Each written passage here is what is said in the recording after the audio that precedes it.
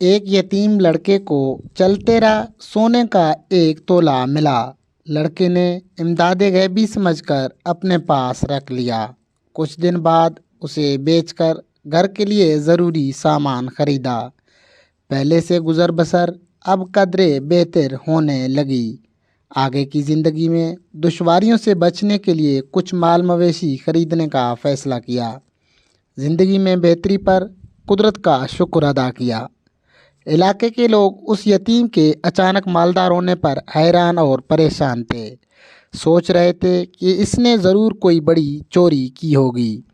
देखते ही देखते ये अफवाह पूरे इलाके में फैल गई कि हमारे इलाके में एक बड़ा चोर आया है। लिहाजा तमाम लोग अपने जानो माल की हिफाजत करें। ऐलान होने की देर थी कि एक चौधरी साहब बाहर आए और कहने लगे, बात बिल्कुल सच है, क्योंकि मेरा एक तोला सोना हाल ही में चोरी हुआ है। चौधरी साहब को गुस्सा आया। उसने कहा कि जल्दी मुझे उस चोर तक पहुंचाया जाए ताकि मैं अपना हिसाब किताब कर लूं।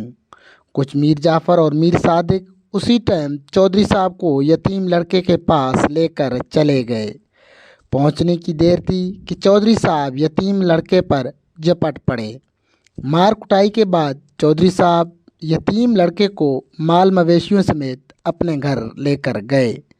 घर में मौजूद एक मवेशी को सांप ने डस लिया।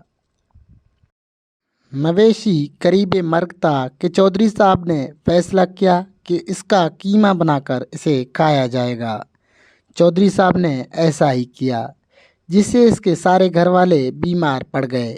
चौधरी साहब को इलाज के लिए 2 सोने की कीमत तक का खर्च आया।